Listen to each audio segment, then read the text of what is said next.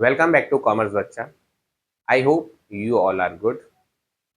Before starting this class, I would like to say something.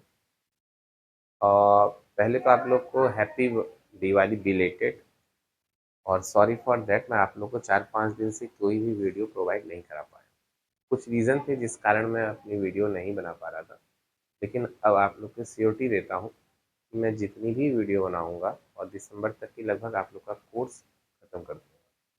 अब जो हमारी video बनेंगी वो मे बी 25 मिनट 30 मिनट या इससे ज़्यादा की हो सकती है। एक एक दिन में 2 से 3 क्वेश्चन मैं कवर करूँगा और ऐसा भी हो सकता है कि एक दिन में 2 वीडियो मैं शेयर करूँ आप लोगों से, क्योंकि कोर्स ज़्यादा है और दिसंबर तक ही कंप्लीट करना है। फिर उसके बाद हमें इसी कोर्स को रिवीजन भी करना है ताकि तुम लोग बोर्ड में अच्छे से अच्छे नंबर ला सको और एक कॉन्फिडेंस के साथ पेपर में बैठ सको।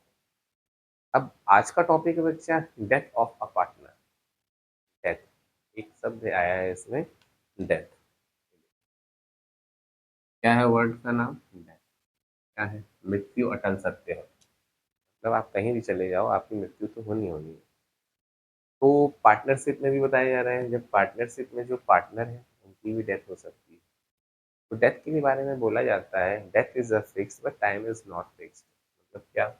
डेथ कभी भी हो सकती है लेकिन टाइम इसका कोई भी फिक्स। अब अगर डेथ होती है तो पार्टनरशिप फर्म में क्या होगा? पार्टनरशिप फर्म में जिस पार्टनर की भी डेथ होगी तो पुरानी पार्टनरशिप डीड अपने आप फिनिश हो जाएगी और न्यू पार्टनरशिप डीड स्टार्ट हो जाएगी। जब न्यू पार्टनरशिप डीड स्टार्ट होती है तो रिवैल्यूएशन अकाउंट बनाया जाएगा, कैपिटल अकाउंट बनाए जाएंगे, बैलेंस शीट बनाई जाएंगी। डेथ का केस लगभग जितना जो रिटायरमेंट का केस है ना, रिटायरमेंट का 99% सेम है। डेथ और रिटायरमेंट के केस में 99% सेम।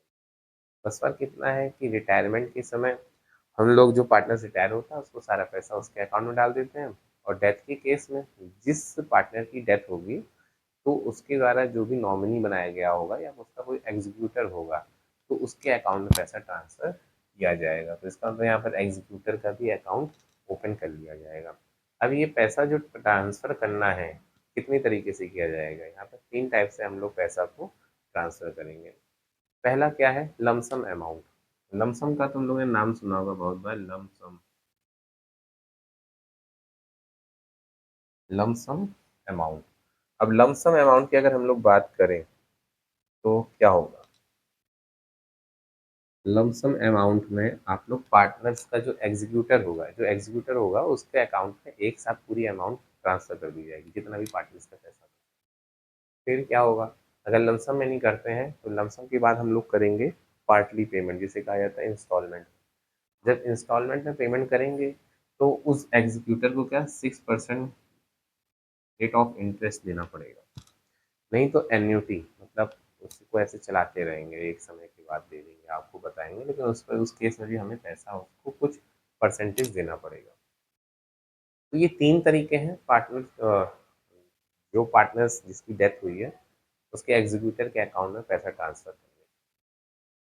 अब बात आती है जब तक कि पार्टनर्स फर्म में काम कर रहा था तब तक के प्रॉफिट को कैलकुलेट कैसे किया जाए, क्योंकि अब जैसे बीच में ही पार्टनर मर गया तो उसके प्रॉफिट को भी तो कैलकुलेट करना है।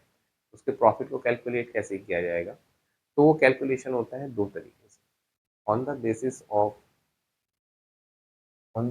Of sales and on the basis of time.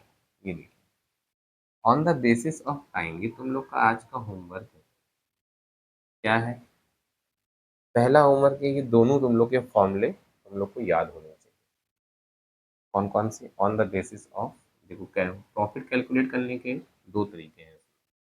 पहला on the basis of time, दूसरा on the basis of sales.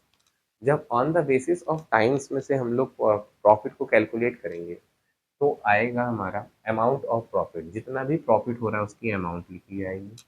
Share in profit, profit में जितना भी शेयर दिया जा रहा था उस जो पार्टनर मर चुका है उसका, और अलाइव पीरियड, जितने समय तक वो पार्टनर जिंदा है, डिवाइडेड बाई 12 मंथ या 365 डेज, या तो 12 महीने या 365 डेज। ये फॉर्मूला तुम लोगों को आज याद कर लेना, क्योंकि नेक्स्ट हम लोग जब क्वेश्चन स्टार्ट करेंगे तो इस फॉर्मूले बेस पे क्वेश्चन स्टार्ट करेंगे। क्या है? On the basis of the time we will calculate the profit of partner, amount of profit into share in profit into alive period divided by 12 month और 365 days। अगर इधर मंथ आता है तो मंथ से डिवाइड करेंगे, अलाइव पीरियड अगर days में है तो फिर डेज से डिवाइड करेंगे। अब हम लोग दूसरी बात करते हैं, on the basis of sales. हम लोग प्रॉफिट का कैलकुलेशन कैसे कर रहे हैं? On the basis of sales.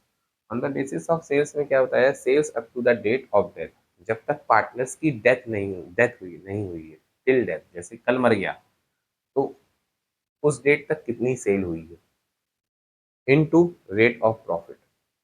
Profit का रेट ऑफ इंटरेस्ट क्या है? Into PSR. पीएसआर का मतलब प्रॉफिट शेयरिंग रेशियो, उस पार्टनर का प्रॉफिट शेयरिंग रेशियो क्या है, डिवाइडेड बाई 100। ठीक है, ये दो फॉर्मूले हैं जो तुम लोगों को याद करने ही करने हैं। ठीक है, एक बार और देख लो, sales up to the date of death into rate of profit into PSR, मतलब profit sharing ratio divided by 100। ये दो फॉर्मूले तुम्हारे होमवर्क हो गए। अब इसके अलावा तुम लोग को क्या क्या आना चाहिए?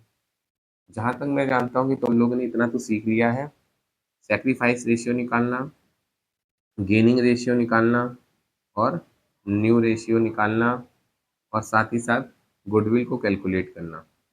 गुडविल को कैलकुलेट करना, अगर अपेयर्ड गुडविल है तो उसके साथ क्या करोगे, अगर अपेयर्ड गुडविल है तो उसको कैसे कैसे बांटोगे। और जो मैंने तुम लोग को तीन बेस बताए ना, तीन लमसम, लमसम से फिर भी जनरल एंट्री हमको सीखनी है, और पार्ट पेमेंट मतलब इंस्टॉलमेंट से फिर जनरल एंट्री सीखनी है, और एनुअली एन्युटी के से रिलेटेड हमें जनरल एंट्री सीखनी है। फिर उसके बाद जो जो अकाउंट हम लोग के बनेंगे वो हम लोग बनाते चले जाएंगे। तो आज तो हम लोग से यही 10-12 मिनट का जो हमारा वीडियो है, ये देखो इतना तुम लोग को करना है तो ये देख लो।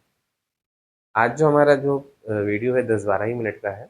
हम लोग नेक्स्ट वीडियो में मिलेंगे तो मे भी लंबे लंबे वीडियो होंगे, जिससे कि तुम लोगों का भी कोर्स भी समाप्त हो जाएगा और तुम लोग को टेंशन लेने की जरूरत नहीं है। तो आज बच्चों जो हम लोग ने थोड़ा सा जो इंट्रोडक्शन पढ़ा है डेथ ऑफ पार्टनर्स का, तो इतना ही करते हैं। मिलते हैं हम लोग नेक्स्ट वीडियो में। तब तक के लिए बच्चों स्वस्थ रहो, मस्त रहो और अपनी पढ़ाई में व्यस्त रहो।